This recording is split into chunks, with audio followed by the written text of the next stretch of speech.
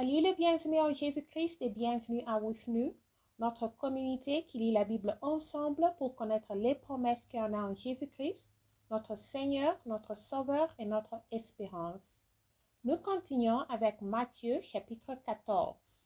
Mort de Jean-Baptiste. En ce temps-là, Hérode le tétrarque, ayant entendu parler de Jésus, dit à ses serviteurs, c'est Jean-Baptiste. Il est ressuscité des morts et c'est pour cela qu'il s'est fait par lui des miracles. Car Hérode qui avait fait arrêter Jean l'avait lié et mis en prison à cause d'Hérodia, femme de Philippe son frère, parce que Jean lui disait il n'était pas permis de l'avoir pour femme. Il voulait le faire mourir, mais il craignait la foule, parce qu'elle regardait Jean comme un prophète.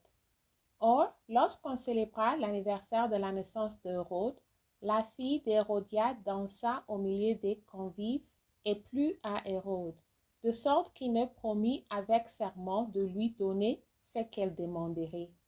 À l'instigation de sa mère, elle dit, « Donne-moi ici, sur un plat, la tête de Jean-Baptiste. » Le roi fut attristé, mais à cause de ses serments et des convives, il commanda qu'on la lui donne.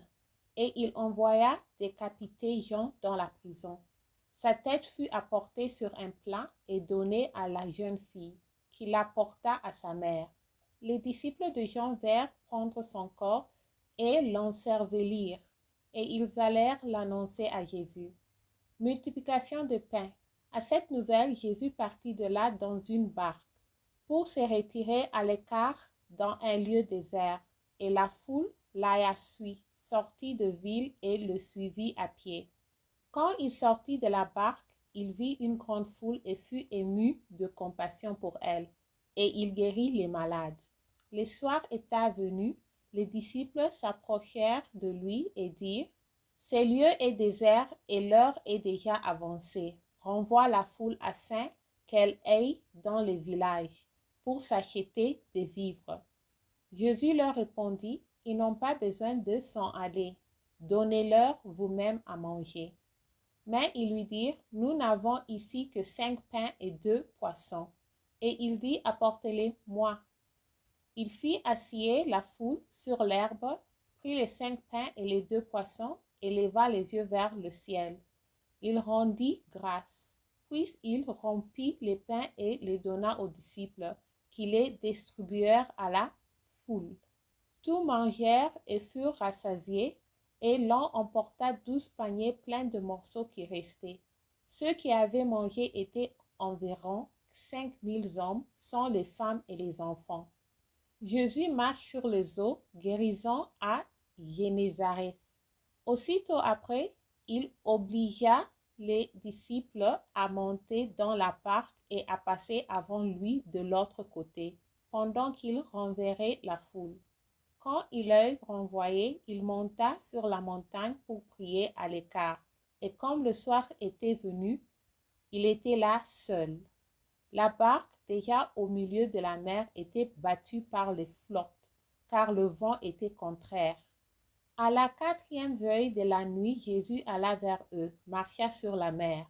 Quand les disciples leur virent marcher sur la mer, ils furent troublés et dirent, « C'est un fantôme. » Et dans leur frayeur, ils poussèrent des cris. Jésus leur dit aussitôt, « Rassurez-vous, c'est moi. N'ayez pas peur. » Pierre lui répondit, « Seigneur, si c'est toi, ordonne que j'aille vers toi sur les eaux. » Et il dit, « Viens. » Pierre sortit de la barque et marcha sur les eaux pour aller vers Jésus.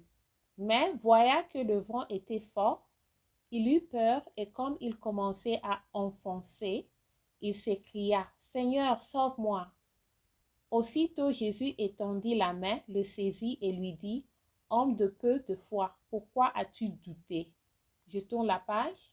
Et ils montèrent dans la barque et le vent cessa. Ceux qui étaient dans la barque virent se prosterner devant Jésus et lui dirent, « Tu es véritablement le Fils de Dieu. » Après avoir traversé la mer, ils virent dans le pays de Génézareth.